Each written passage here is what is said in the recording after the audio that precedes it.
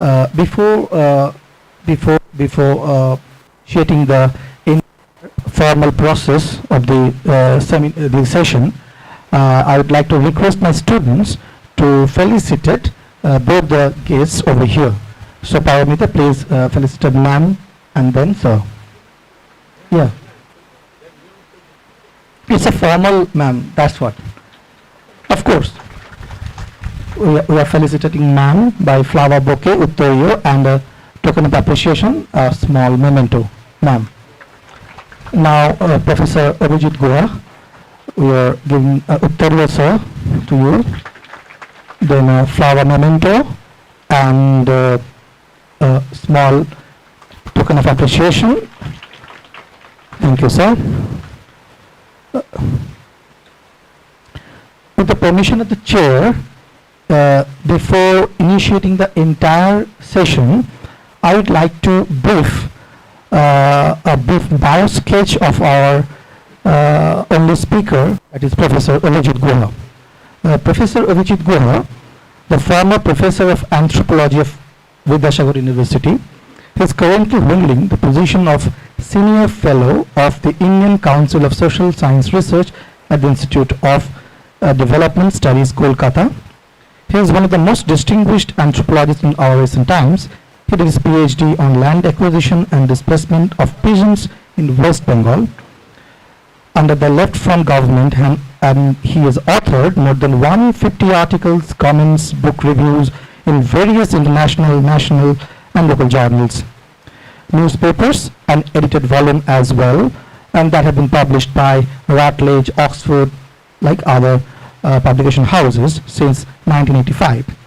He is also working with the nationalist trends in anthropology, whose major research interest revolves around the issue of development-caused displacement.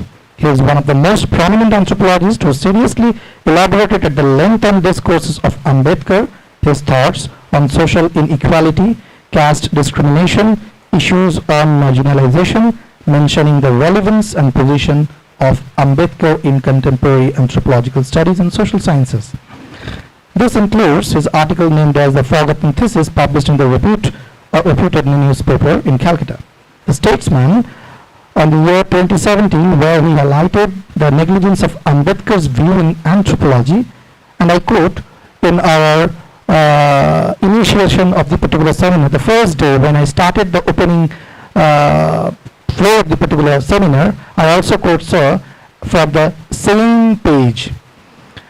Untouchability in Indian Anthropology, published by Forward Press. His latest book, titled as Encountering Land Grab, an Ethnographic Journey, published from Routledge, London, deals with acquisition of private land for public purposes, disposing and marginalization, people at local level, and multi-sited ethnographic journey, where he has studied the observable fact of land grab due to industrialization in a particular locale of West Bengal by skillfully combining the field and archival data.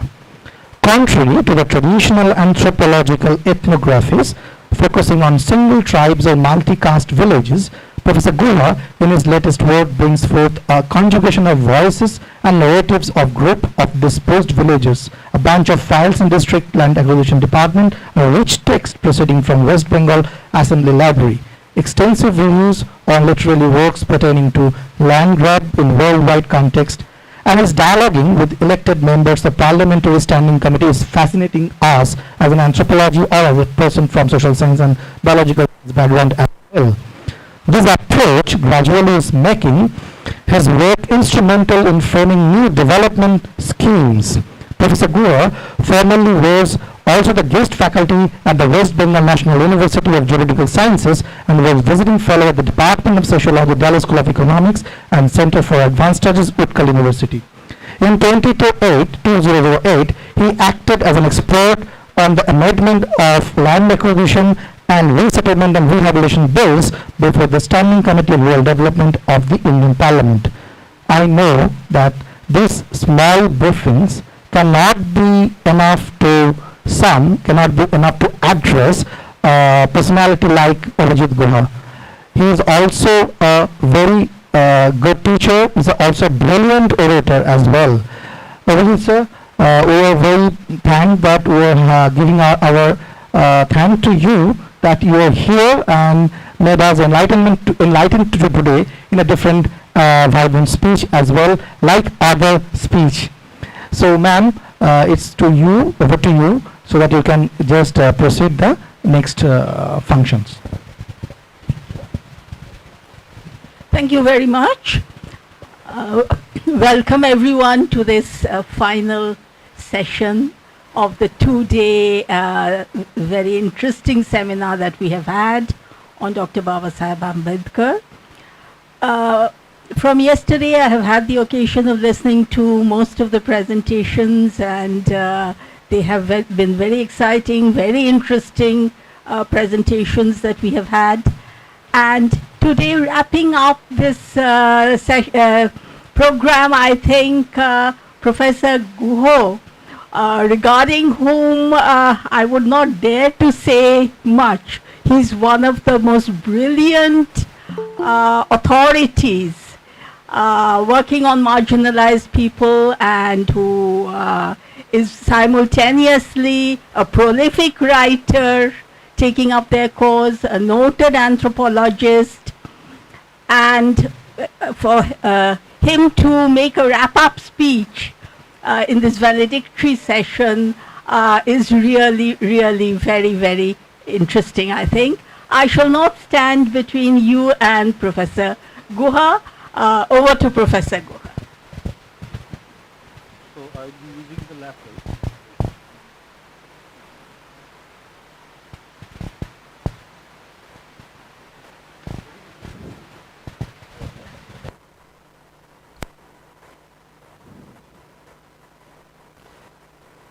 My dear friends and colleagues, thank you all very much for coming here to listen to me. But first of all, let me make a very brief comment. Whatever has been said about me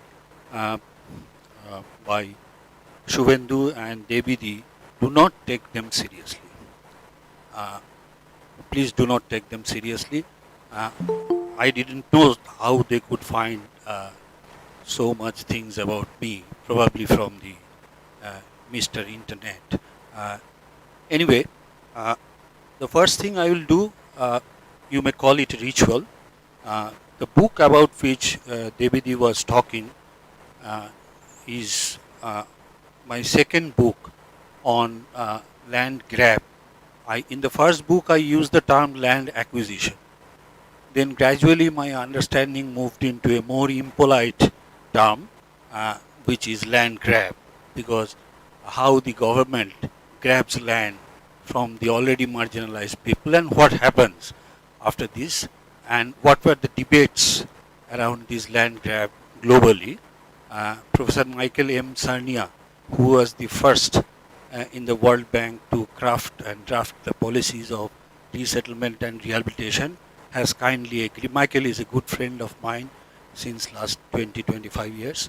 He has written a very interesting abstract, a foreword of this book, and my introduction and Michael's abstract for the students, I would say, I won't recommend you to read this whole book, although it's a small one.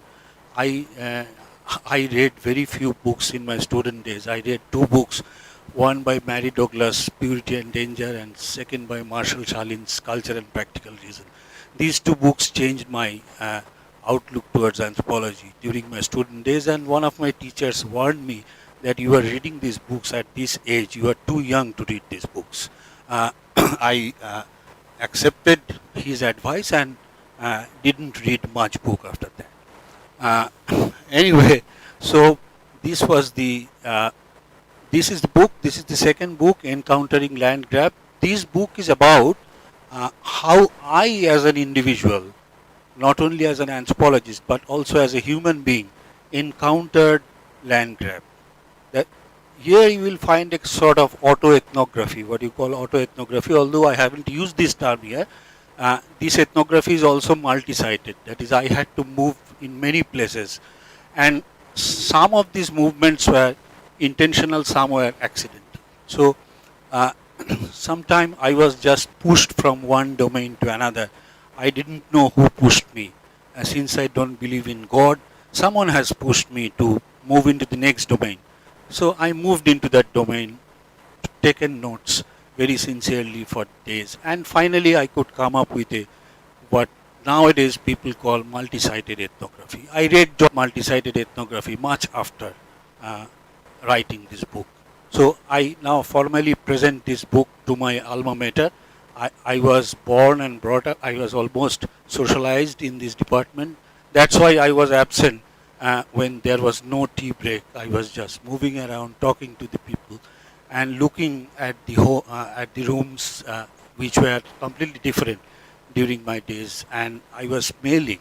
I was trying to fill this department where I did many things. There was an old magazine named Manush, which I asked a student that, do you still bring out Manush and all these things. Anyway, I present this book to Ornab, my good friend, and for the library of this department. So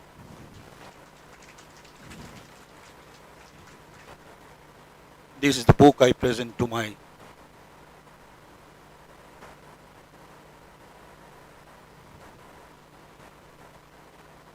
so without yes, yes,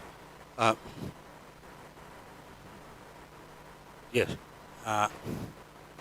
I also presented my first book. Its name was also interesting, Land, Law and the Left, the saga of disempowerment of the peasantry in the era of globalization. Uh, so my journey into Ambedkar's journey into Indian caste system was also accidental. Someone pushed me and I went into the domain.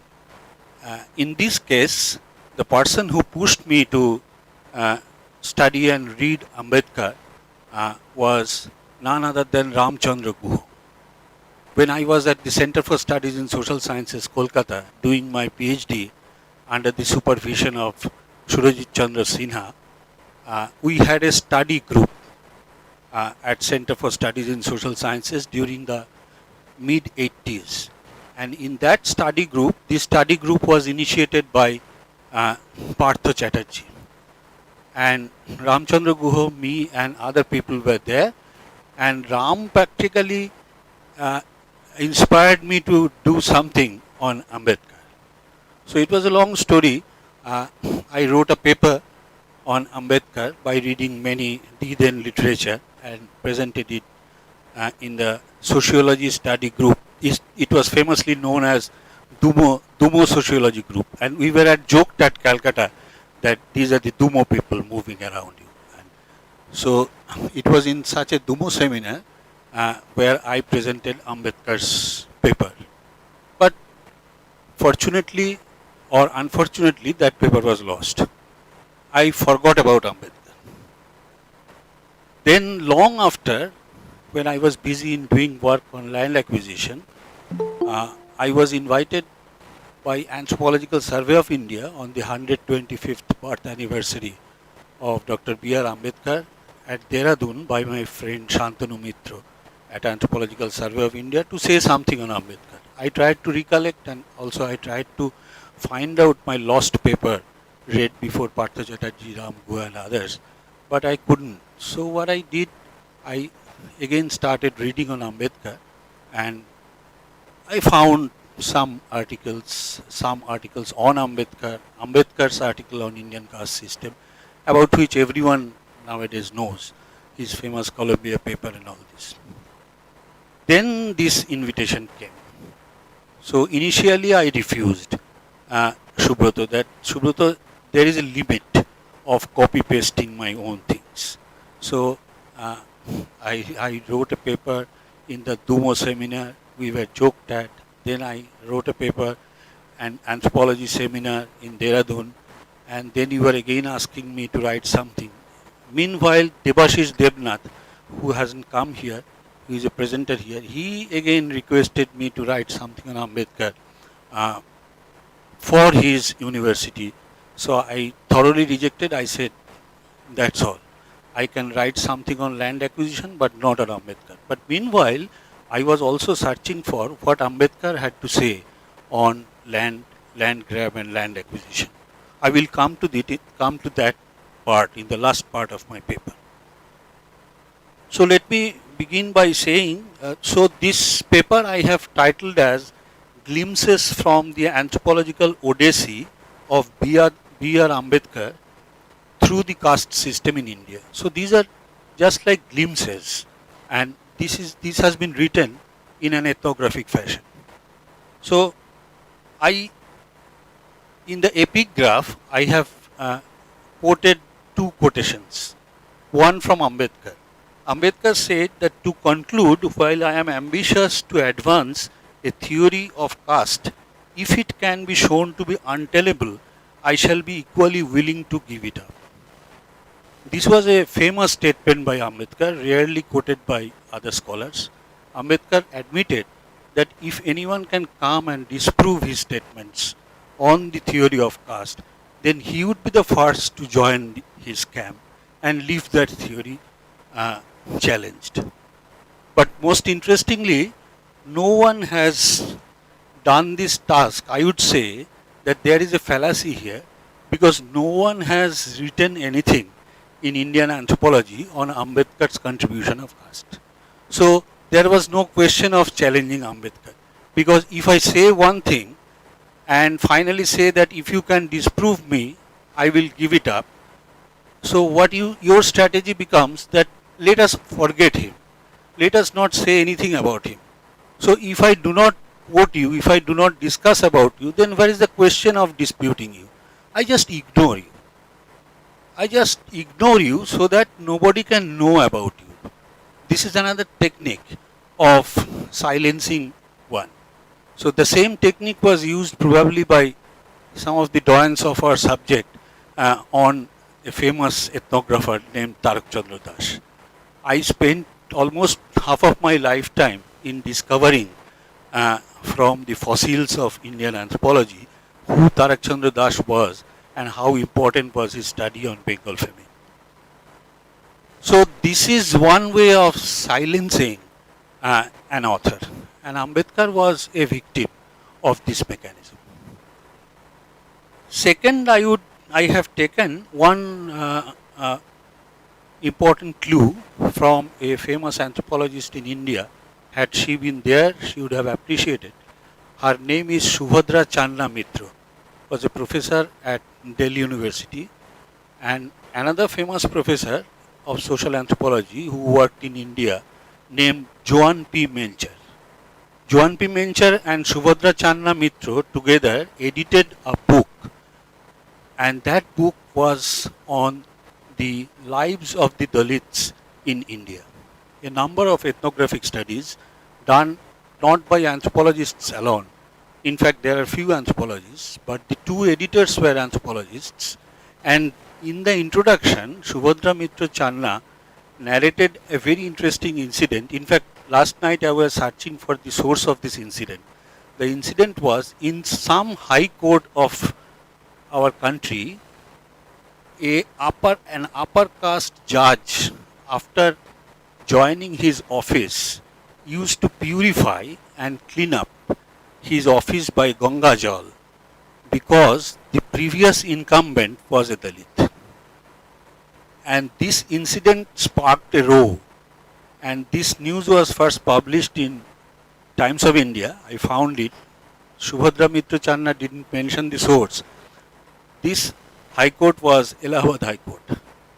And this judge again filed a case against this news, and he was defending that since he was an asthma patient, so he was cleaning the room with Ganga Jal, but he didn't know whether this was being done to purify it since the previous incumbent was a Dalit.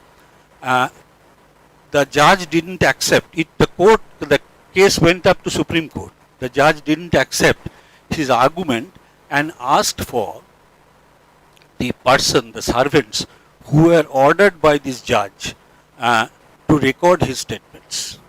Interestingly, and more interestingly, the servant could not be found. The judge could not find the servant, and finally his statements could not be recorded. So the case was adjourned.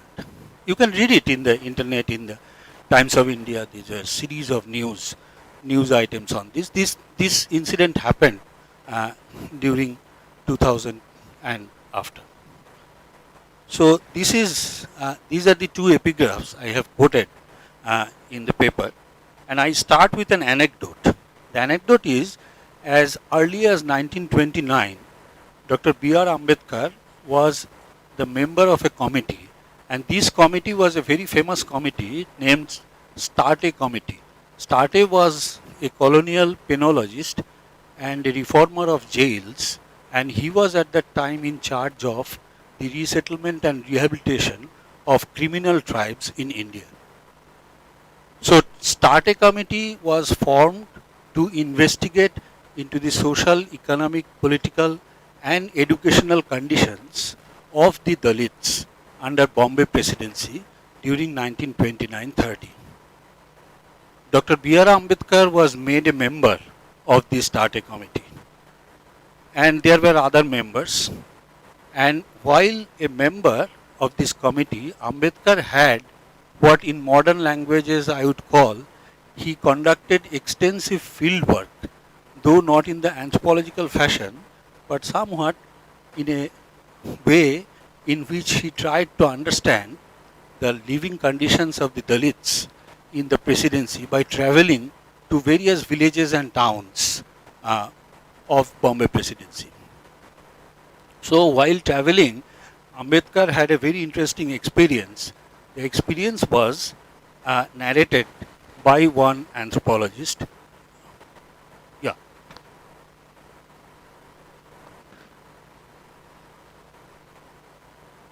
Not an anthropologist, I'm sorry. He is an historian. His name is Jesus Shaires Garza.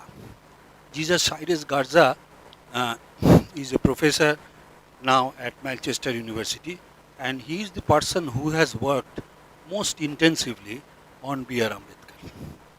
And if you read Garza's papers, you will be surprised how anthropologically he looked at Ambedkar's writings. So Garza noted and he quoted from Ambedkar's practical problems while conducting the surveys on the conditions on behalf of the Starte Committee. So what happened to Ambedkar, that in 1929, as part of his work for the committee, Ambedkar travelled to the village of Challisgaon to investigate a case of social boycott which had been declared by the caste Hindus against the untouchables of the village. At this time, Ambedkar was already gaining some recognition as a Dalit leader, and he was also involved in the organization of Dalit Satyagrahas and burning of the Manusmriti a few years prior. So Ambedkar by that time became famous for burning the Manusmriti and doing his agitations for the Dalits, temple entry and all these kinds of things. So what happened is most interesting. When Ambedkar got down in the nearest railway station, a number of Dalits came and they garlanded him, and they said that soon a Tanga will come and take Ambedkar to his destination. So Ambedkar waited for long, no Tanga came. Finally one Tanga came, which was driven by a Dalit. So he took him, Ambedkar, to his destination. He was taking, but after few minutes the Tonga started to run very fast, and finally the Tonga was completely upside down and Ambedkar fell heavily on the road and his left leg was fractured. Much later Ambedkar recounted that why this happened, why the Tonga fell and why he had to suffer an injury. On inquiry, Ambedkar came to know that when the Tongawalas of this town came to know that a scheduled caste, an untouchable, maybe he is a barrister at law at London, is coming, they all refused to drive the Tonga. So the Dalits, what they did, they organized themselves and they came to Ambedkar and they said that we would drive the Tonga. And since those Dalits never driven any Tonga, were inexperienced and brought in that tragedy to Ambedkar's life. So Ambedkar said that to save my dignity, the Mahars of Chalisgaon had put my very life in jeopardy. It is then I learned that a Hindu Tongawala, no better than a menial, has a dignity by which he can look upon himself as a person who is superior to all untouchables, even though he may be a barrister in law. So this was the prelude of my lecture. With this I begin. So the production of anthropological knowledge, this is very important. The production of anthropological knowledge on the caste system in India by Ambedkar, however, began, now it's a flashback. The Ambedkar, actually his knowledge production on caste system through an anthropological lens began much earlier in 1913 to 16 at Columbia, long before his participation in the aforesaid committee under the influence of Franz Boas and his students. Ambedkar continued his journey of activism and academics down to late 1940s.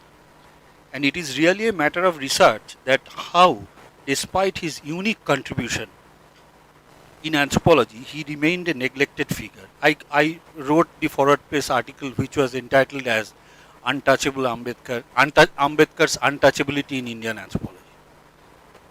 There were, however, exceptions. For example, the book edited by two reputed social anthropologists, Subhadra Mitra Channa and Joan Mencher, entitled Life as a Dalit, Views from the Bottom on Caste in India, published in 2013. This book was published in 2013, looked at caste from a Dalit point of view, focusing on their worldview, emotions and critical appraisal of their own position and of the higher groups. In the introduction of the book, Subhadra Mitra Channa noted, I won't quote the full thing, but the last line is very important. She noted that in the academic sphere too, neither syllabus nor teaching material reflects in any way that Dalits are regarded as a significant part of the Indian society. Now I begin my section, Untouchable Ambedkar among the elites of Indian anthropology. Now the question is, who were these elites, what were they doing, and why Ambedkar was regarded as an untouchable. This part requires, actually you see, when people discuss about Ambedkar's anthropology, they discuss it from a single-minded point of view. They pick up the Columbia paper, the Untouchable book and all these things, and they try to say that, well, Ambedkar was a great anthropologist or Ambedkar was a great sociologist. My method is little bit different. I have also tried to record and note that who were the elites who actually neglected Ambedkar. Who were they? We have to also identify them. And I have just done this job. First is Louis Dumont. Indian society has largely been viewed by the Western sociologists and anthropologists as a society characterized by caste, in which social hierarchy was translated in biological idioms. That, of course, was again cultural. Louis Dumont, for example, in his famous book Homo Hierarchicus, published in 1966, championed this cultural notion of hierarchy to analyze caste system in structuralist terms. I won't go into detail what Dumont did. You all read these things in your classes. The anti-Dumont interactionist scholar like Kim Marriott, on the other hand, gave more emphasis on the local and the regional ground level variation in caste ranking. Marriott's famous work, and finally he was doing some kind of complex mathematics and algebra, wrote a paper on the matrix analysis of caste system. That was a very interesting paper. And the famous sociologist M.N. Srinivas propounded a theory of social mobility within the middle ranking castes, which is famously known as Sanskritization.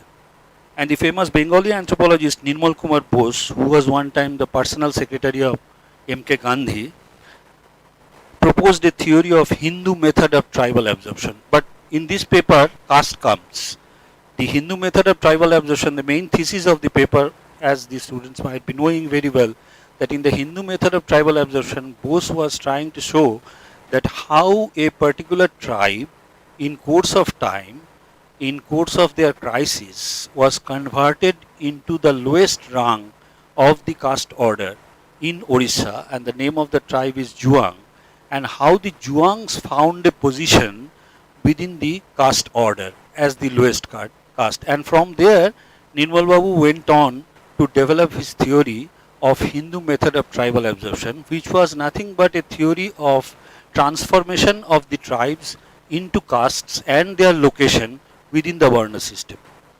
I have thoroughly castigated and criticized Nirmal Babu's theory in my EPW special article published in 2018.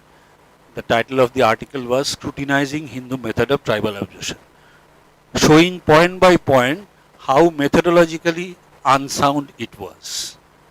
And the level of data, you just can't speak of it. How poor the level of data was collected by Nirmal Babu. This is not to dwarf a towering personality like Nirmal Kumar Bose, I would come to later. But Nirmal Kumar Bose also wrote a very interesting paper which was published in the then Economic Weekly. The title of the paper was Class and Caste in India. On the other hand, we have also forgotten this personality. He was none other than the younger brother of famous Swami Vivekananda. His name was Bhupendranath Datta. Bhupendranath Datta wrote a very interesting paper on this class position of caste system. And Bhupendranath Datta was a Marxist scholar, and he elaborately demonstrated how the origin and transformation of the caste system took place through the myriad conflicts and struggles among the different social classes as revealed in the stories of the epics of India. Bhupendranath Datta's sources of data was very interesting.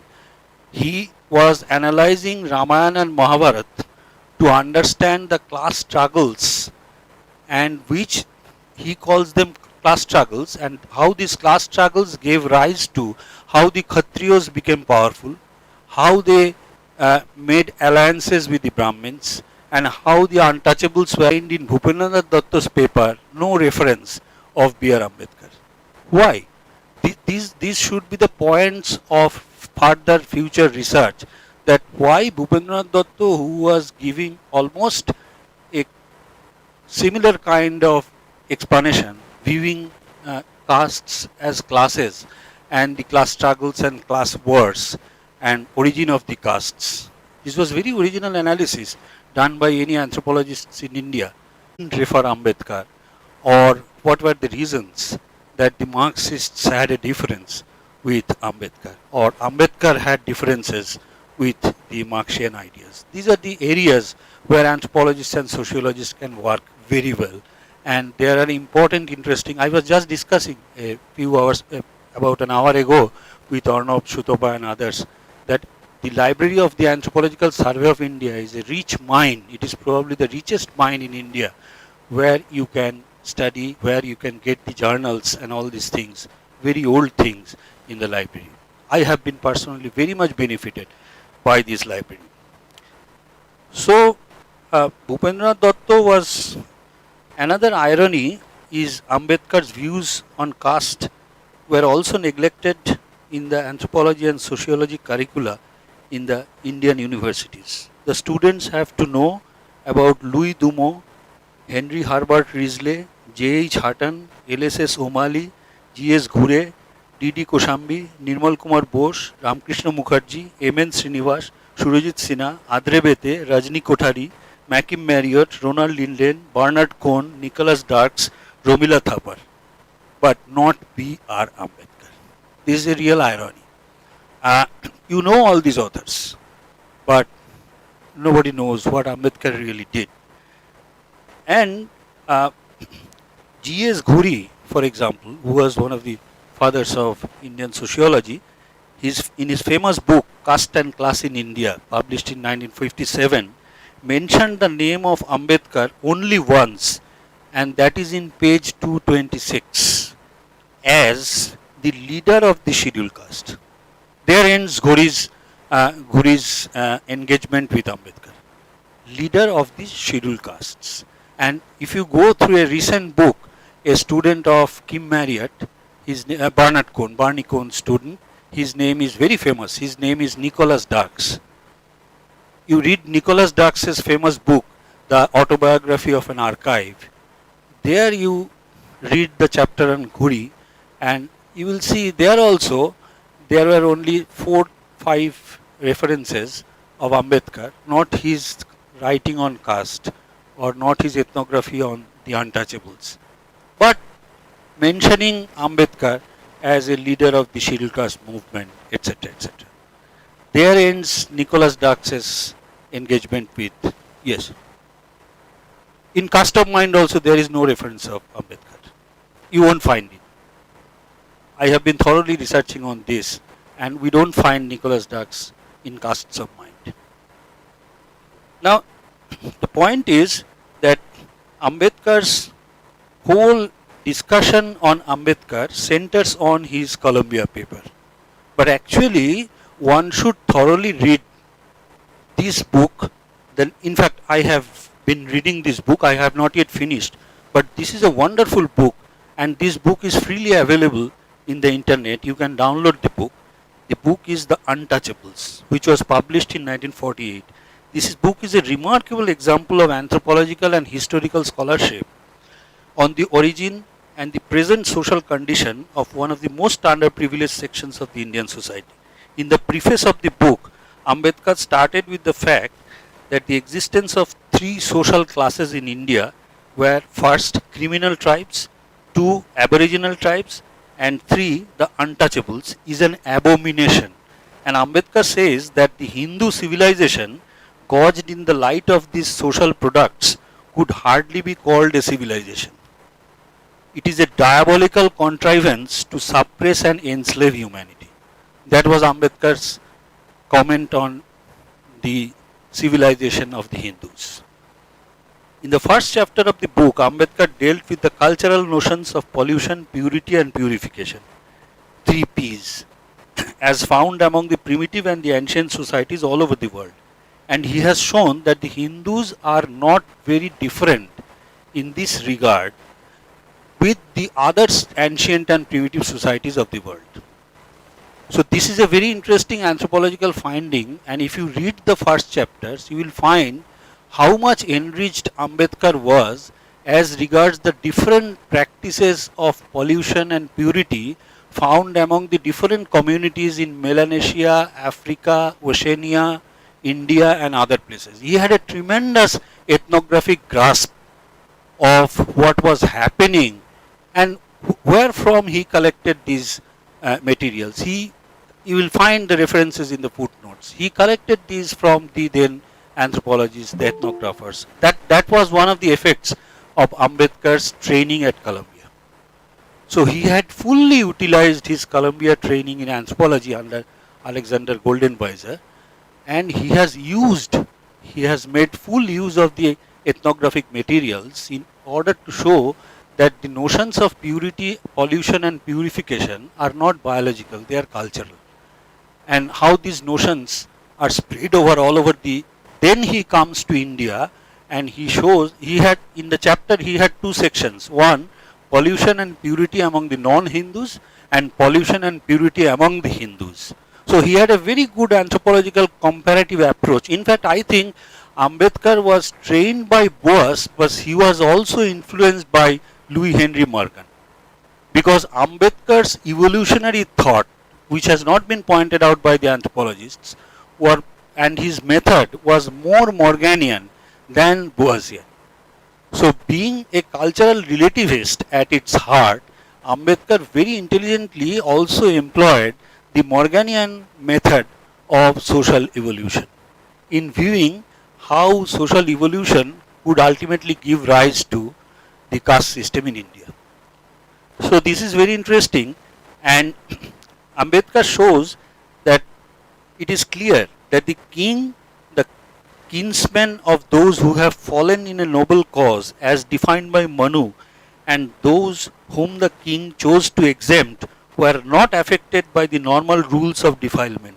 Manu's statement that the Brahmin was ever pure must be understood in its usual sense of exalting the Brahmin above everything. And here comes the catch. Ambedkar first analyzes the concept of pollution and purity all over the world. Then he says that these Hindus are no different in this regard of pollution and purity. But then he questions himself, how come that in India caste system developed but not in other places? So what were the cultural reasons behind the development of caste system in India but not in other places where the concepts of pollution purity were universally present? This was a very interesting anthropological problem from which Ambedkar started. Now he says, according to Ambedkar, this was made possible by the scriptures of Manu. And he says that Manu's scriptures did not give rise to caste system. This is also again very important. He says that caste system by some political economic processes was already growing and have grown to such an extent that it required a legal text to justify and back it up. So Manusmriti was a backup of the already grown socio-political development in India, which we later term as caste system. In fact, the term caste is of Western origin. Indians did not have the term caste. It is Portuguese origin. It came from casta. So the interesting thing is that so for Ambedkar, the rules of purity and pollution were not defined, but socio-cultural, political, and even spatial. That is an interesting area which I would like to point out.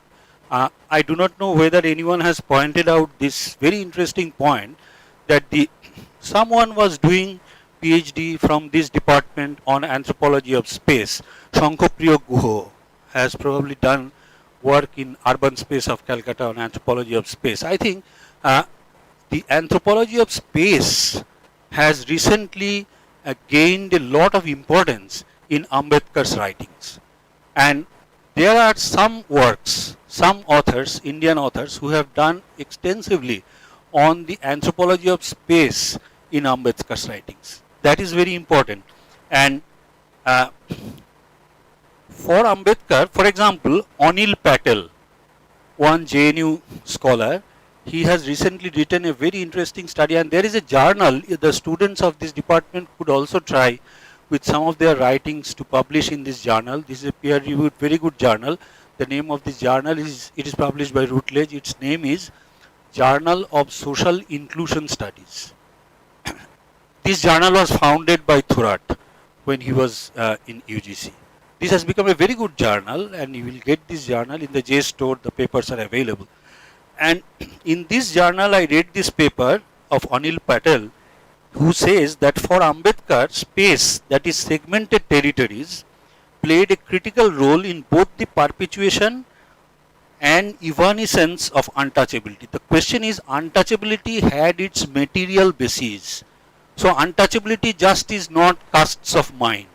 Untouchability also exists on space, and how space is defined, how space is territorialized, how space is segmented, and finally how people are put in those spaces was another important area of inquiry, which has much anthropological and sociological importance, was also being dealt with by Ambedkar, and this has recently been worked upon by scholars at different Indian universities. Much earlier, Jesus Cyrus Garza carried the argument of spatial segregation further, and by focusing on the post-1935 writings of Ambedkar, he is a historian, and Garza is what he is doing now. He has divided Ambedkar's writing into a chronological order. Ambedkar's writings before 1935, Ambedkar's writings after 1935, etc. And Garza is, I say, he is one of the most significant scholars of our present period on Ambedkar, and he is significant for the social anthropologists, not only for the historians.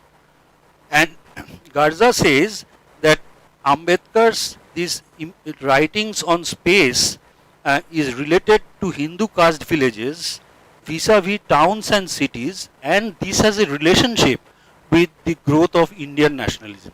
Now, Ambedkar had many interesting things to say on Indian nationalism. He believed that the sense of nationalism cannot grow in the villages.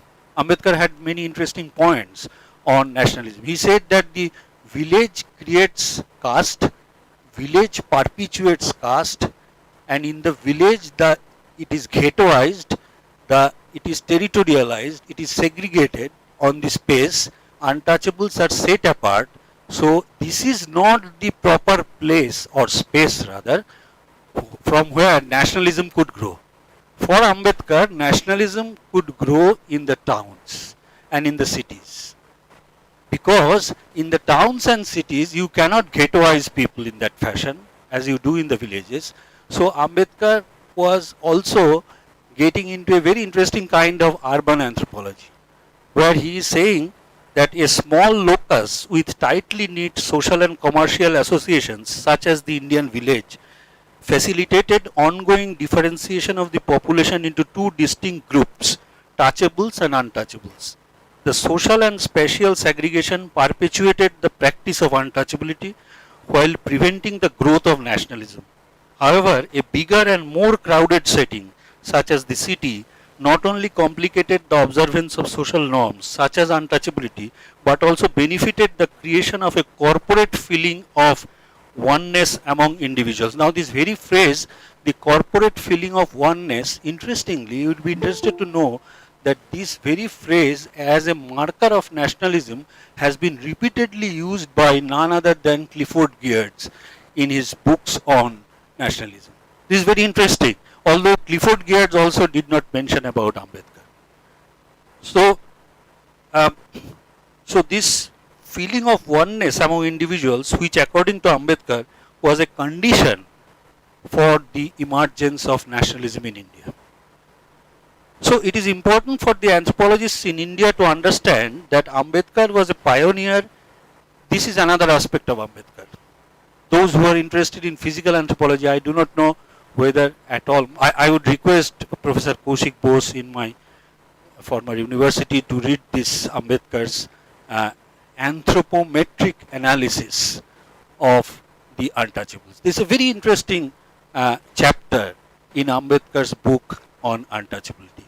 He has used anthropometry to see the origin, the biological or the racial origin of the caste system. And you will find a whole chapter where you will find anthropometric measurements, for example, the nasal index and all these kinds of things, where he has used these things and in the 1948 book contained a lot of anthropology in terms of ethnographies on purity and pollution as well as anthropometry. It is one of the pioneering works in Indian anthropology, at least for three reasons. One, refutation of the theory of the racial origin of untouchability, which was much later taken up by Bhupendranath Datta in his Anthropos paper. And then the use of anthropometric data for such refutation. And the politico-economic analysis of the eating of beef. You see, I think many of the students know the famous current anthropology paper by Marvin Harris on India's sacred cow. Harris also never mentioned about Ambedkar. And in the Harris's paper had a very interesting comment by Nirmal Kumar Bose. You read the current anthropology paper of Marvin Harris.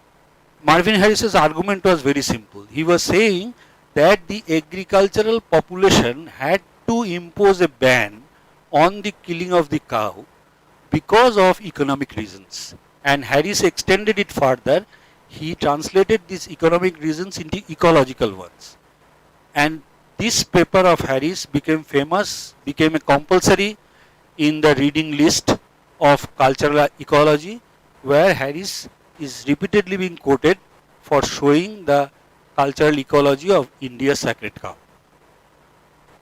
But Ambedkar was just saying the same kind of thing, I think with a much better kind of analysis. But no one, the CA commentators or the other authors, have ever mentioned about Ambedkar. So Ambedkar had a full chapter on, he first showed from the Puranas and ancient Indian texts that the people whom we call Hindus used to eat beef in the earlier period. And they have not only used, there were prescriptions in the medical treatise to eat beef for the tuberculosis patients and all this, Chorok and Shusruta. All these things have been arranged very systematically, one by one, slok by slok. Ambedkar was very efficient, very proficient. He had a deep knowledge of Sanskrit. So by reading the Sanskritic texts, he was showing that Hindus first used to take beef. And then why Hindus left beef was a kind of politics. Hindus had to raise themselves to a superior status by becoming vegetarian, just in order to denigrate the Buddhists. And that these political wars between the Hindus and the Buddhists were centered on eating and non-eating of beef. You just read Ambedkar, you will be surprised how brilliantly he explained, described these historical materials from an ethnographic lens. Alas, our scholars never cared to read Ambedkar's ethnography named Untouchables. Barnicon, for example, his famous paper, Changing Position of a Depressed Caste, where he discussed about Chamar's Sanskritization and all this. But he also failed to take note of Ambedkar's texts. So the anthropology of Ambedkar actually developed, I won't go in because you can just read this paper, his basic argument on the how caste system developed. He pointed out one interesting thing is Ambedkar was pointing out that here he employed the Morganian method. He was pointing out that at the initial stages the society were exogamous, because in India exogamy was the rule, and not only in India, in other places also. So Ambedkar postulated that in the early stage of human social evolution, exogamy was the rule, that is marrying out of one's own kin group. Then he questions that how the exogamous tribal clans became endogamous caste groups. That is the main point in Ambedkar's analysis.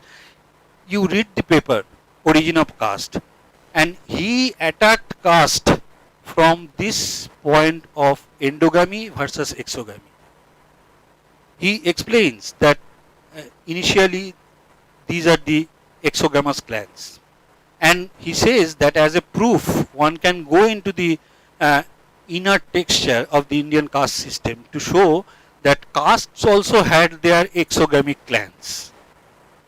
So his conclusion was that marrying outside one's own group, creating a barrier of incest, was the rule by which human societies made their matrimonial arrangements. Then he questions how come this basic kind of human matrimonial arrangement could transform into a kind of endogamy, which ultimately gave rise to caste. What a beautiful analysis, that exogamy leading to endogamy. There is a gap, that who were the people who made them endogamous. He says that the Brahmins and the Kshatriyas were those privileged groups who had a different kind of explanation as regard purity and pollution. So they made themselves, Ambedkar says that they closed their doors as regards marriage. And if you read Marshall Salin's books on how chiefdom developed in Polynesia, you will find the same story, that how the original tribal groups developed into status groups, how they gained more power by acquiring more resources. So the similar kind of things happened in India, and Ambedkar was viewing that. Ambedkar was explaining that. There are of course gaps in Ambedkar's analysis. And like Bhupendranath Dutta, Ambedkar did not use much of the Indian mythologies, texts, Purans, etc., as Bhupendranath Dutta was using. Definitely, there should have been a marriage between Ambedkar's writings and B.N. Datta's writings. But who are the future scholars who will give this marriage? This is my question. Now, so, this is the, I won't go into the details. I have, if Subroto has the advantage of publishing our papers in a book form, then I think I have written everything. Now I come to caste and land issues. This is the final part of my, and I think this is one of the interesting aspects. Many of the parts of this paper was discussed in the Dehradun seminar. Some were discussed in the lost paper at Center for Studies in Social Sciences. But this is the new, I think, which has not been copy-pasted. We call in our university those persons who copy-paste, they are known as CPIM, we call them. Copy-paste International Masters. So I had been regarded as one of the best CPIMs in my own university. So Kaushik Basu titled me the best CPIM at Vidyasagar University, because you just get puzzled which paper. He has 200 papers, so he picks up, writes another paper, becomes 201. Then after a few years, he picks up a paper from 1998, parts of it, juxtaposes it with another thing, writes another paper, 202.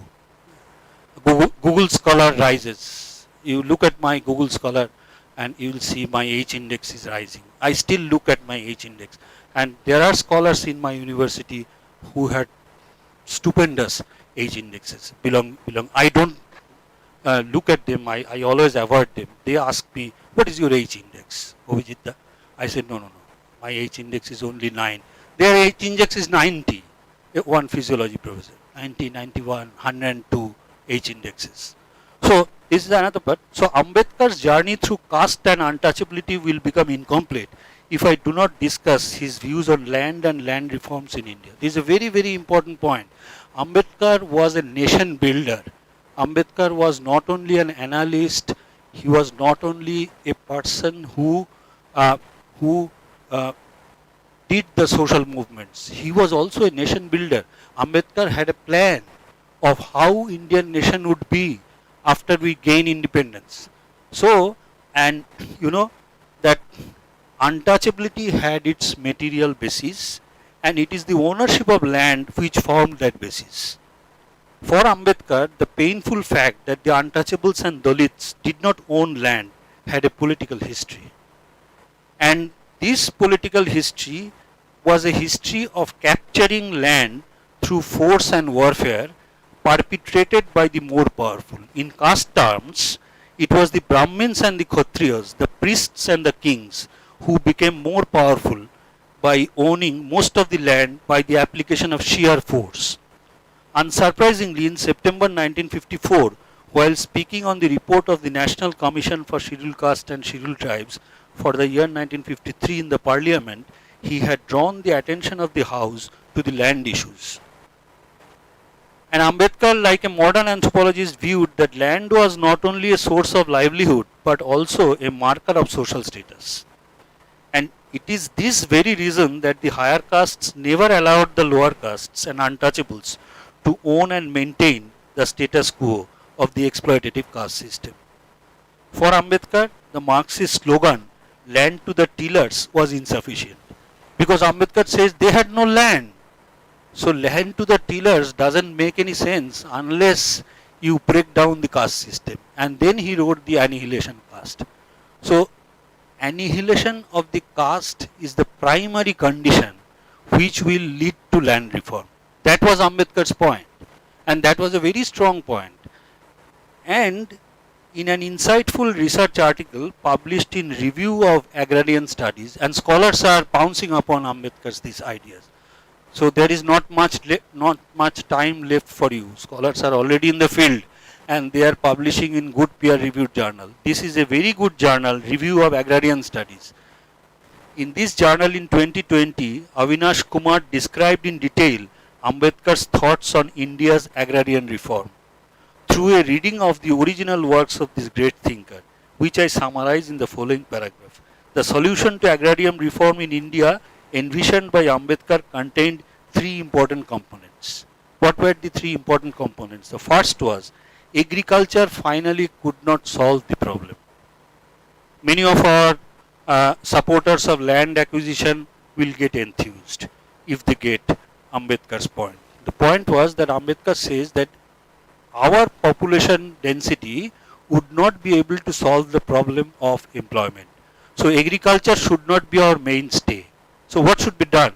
According to Ambedkar, industrialization is a way forward. So the gainful employment through industrialization was needed to release the pressure from land. And since industrialization alone, then again Ambedkar came to another point, industrialization alone could not solve the problem of poverty. So what should be done? So people, the government should take over all the land, and Ambedkar was the only person in the Constituent Assembly who vociferously argued in favor of nationalization of agriculture. Ambedkar said all land should be taken up by the government. And there is an interesting point here. Ambedkar at one place says, I didn't quote it here, you can find it in Ambedkar's collected writings, that he says, although I am not a communist, but I would recommend a Soviet kind of planning by nationalizing the agriculture. That was a very important point raised by Ambedkar. Nehru had problems with Ambedkar, because Nehru was also a kind of socialist. So but he had a problem in interacting with Ambedkar. Ambedkar was much more strongly founded. So on the one hand, he is bringing into caste, he demands for the abolition of untouchability, then he goes for land reform, nationalization of agriculture, industrialization. So you see the whole plan. Ambedkar has to be viewed from a holistic approach, not only his Columbia paper, untouchable book, etc., etc. Ambedkar or his conversion to Buddhism, everything is related with everything else in Ambedkar's plan. This plan has to be unearthed by the future researchers. Gaps has to be found out. So he says that all land, and he says that the village commons, that the village common lands should not be privatized. This should also be taken up by the government. Why? For the distribution to the landless. Now, if you take up village common land and distribute to individual landowners, land will again get privatized. So Ambedkar was very much critical of the so-called land reform process, which identifies the landless, gives them land, which again gets privatized. Ambedkar was against it. He was sometime Ambedkar has been misunderstood by the communists, saying that Ambedkar was saying a different kind of thing. He was against the landless laborers, because if you give land to the landless laborers, they become private owners, and then again privatization makes its inroad, and which in course of time may create a loophole into your system. So what is the remedy? He says that these common lands should not be given to individual title holders. This should be cultivated in common through the formation of cooperatives. This was a very interesting idea proposed by Ambedkar. Now these ideas are being experimented on in various places. How village commons could be utilized as common lands where people will form agrarian cooperatives. So the government should encourage the peasants to farm their lands on a cooperative basis by providing the necessary skills and other inputs. Avinash Kumar has worked intensively and extensively on Ambedkar's plans and programs on land reform. This is another interesting area.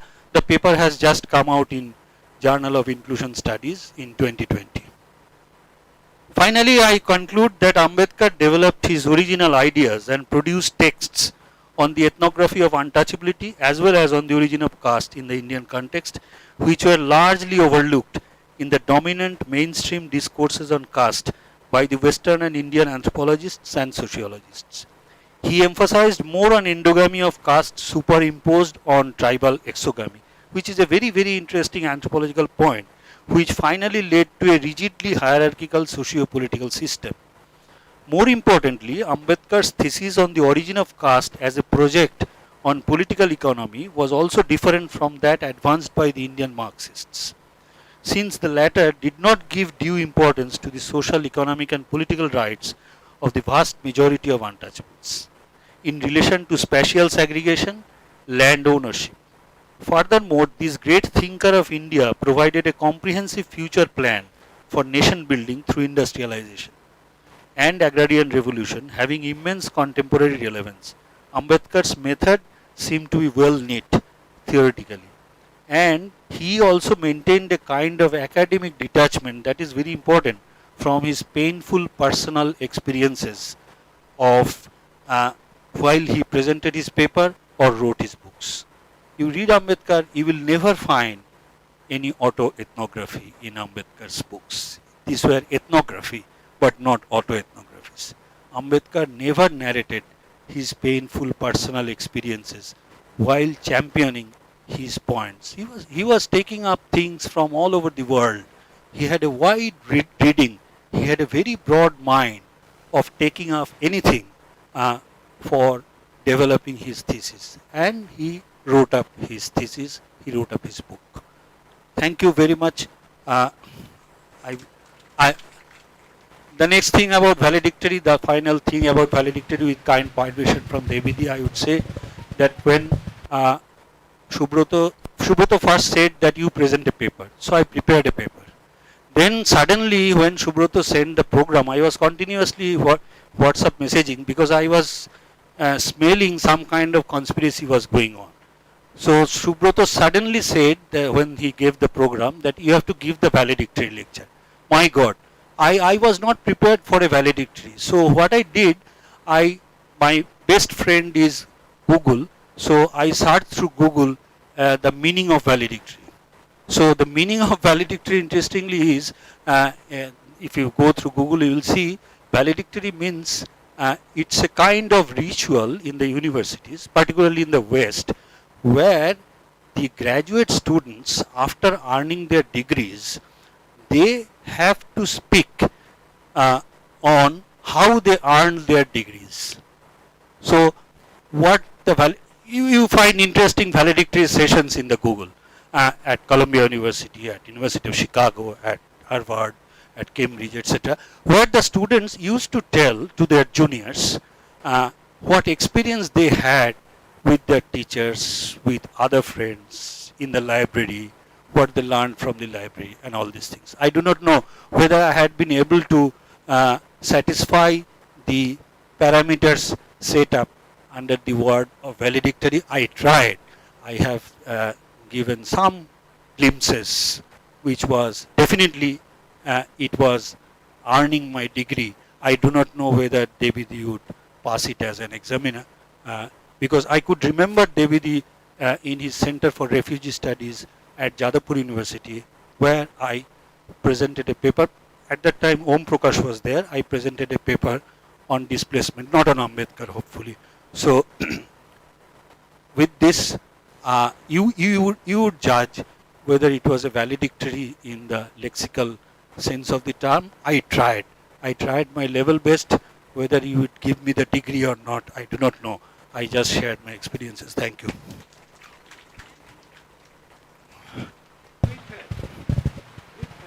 Thank you very much, Professor Guha, for the excellent presentation that you have made.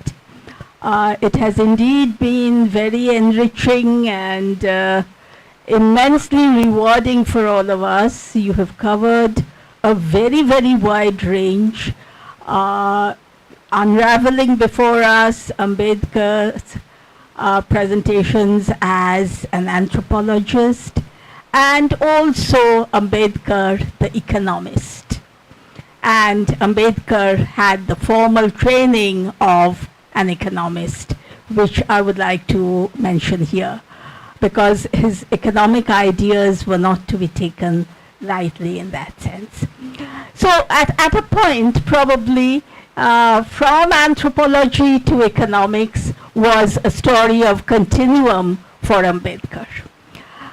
This is one point I would like to make. I would dare not make too many points because I can understand we have run out of time, and I do not have the skill to make many comments on this very comprehensive presentation. I would just point out one or two matters. One is that in the production of knowledge, how Ambedkar is ignored by the elite scholars has been very aptly pointed out in the valedictory presentation.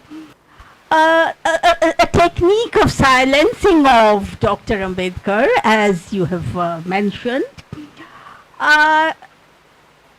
I would mention here that perhaps, I don't know whether you would agree with it, perhaps the silencing is linked to social and political factors.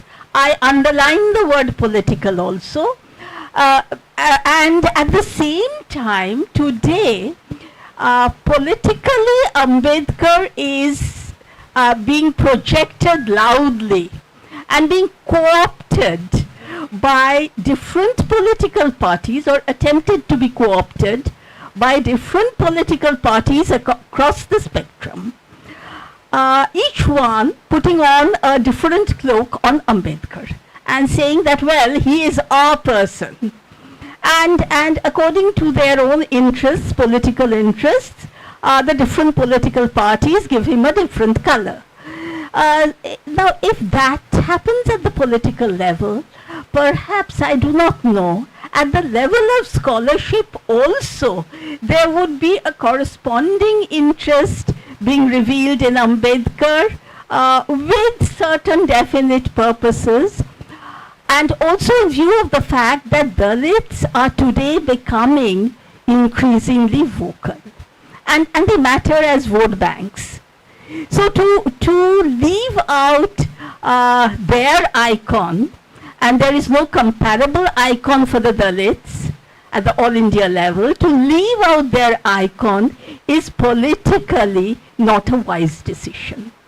And I repeat, political actions and academic scholarship go hand in hand.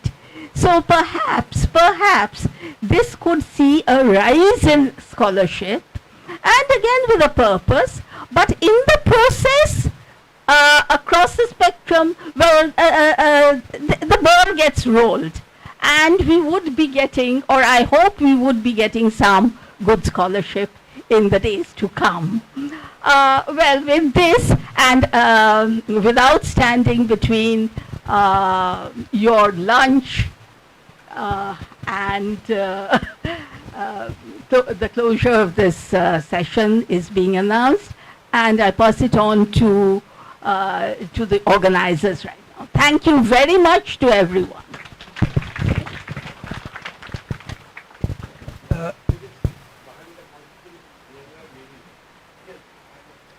Okay.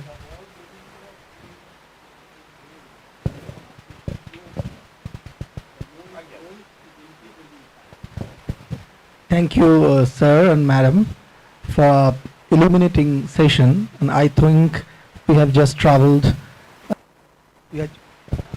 I think we have just traveled need about 24 hours with Ambedkar, and I think as a student audience, all we have a beautiful memory with us. We have so much discussed, different kinds of words we have heard, like silencing.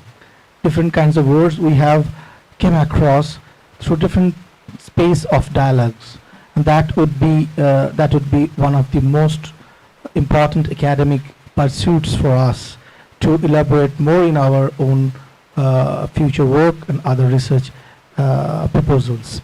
And now we have come the last session, and here I would like to call Dr. Shubhamoy Kishku. Formally, he will go for the vote of thanks. So here is Shubhamoy.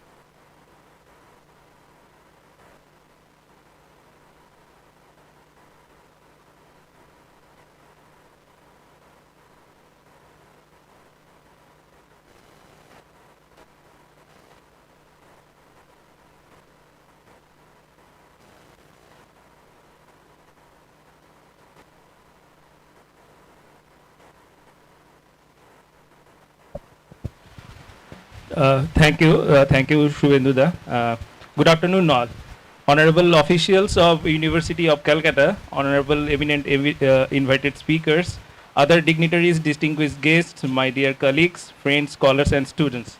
I feel honored and privileged to get the opportunity to convey a vote of thanks on this august occasion. Delivering a vote of thanks is the ritual to end the seminar formally. I, on behalf of the organizing committee, express deep regards and hearty thanks to our Honorable Vice Chancellor, Professor Sonali Chakraborty Banerjee, being the chief patron of the seminar. We are also thankful to the Honorable Pro Vice Chancellor for Academic Affairs, Professor Ashish Kumar Chattopadhyay, Honorable Registrar, Professor Devashish Das, and Dean of Science, Faculty Council for Postgraduate Studies in Science, Professor Tanuka Chattopadhyay. They helped us in obtaining the necessary administrative approval for organizing the event on our campus. They supported in all possible manner to organize the seminar. My special thanks to Dr. Diptendu Chatterjee, Deputy Registrar of our university, for his all support and gracious presence in the seminar. At the juncture, we would also like to thank officers of University of Calcutta for various help we received towards this seminar. I am proudly declare that we have successfully organized the two-day international seminar. The theme of the seminar was Relevance of Babasaheb Dr. Ambedkar in Contemporary Anthropology. Through this seminar, it has come out that Dr. Ambedkar's thoughts are always been very relevant in anthropology. We would also like to thank Professor Subroto Shankar Bakchi, Dr. B.R. Ambedkar Chair Professor in Anthropology of University of Calcutta, for taking all the pain to organize such a fantastic international seminar in the name of Dr. B.R. Ambedkar. Thank you, sir. We would also like to thank our head of the Department of Anthropology, University of Calcutta, Dr. Arnab Das, for taking care of all the official formalities related to the seminar and for the welcome address. Thank you. Thank you, sir. We'd also like to convey sincere gratitude to our guests from different colleges and research institutes like Anthropological Survey of India. We also have Professor Sujato Bhadro today.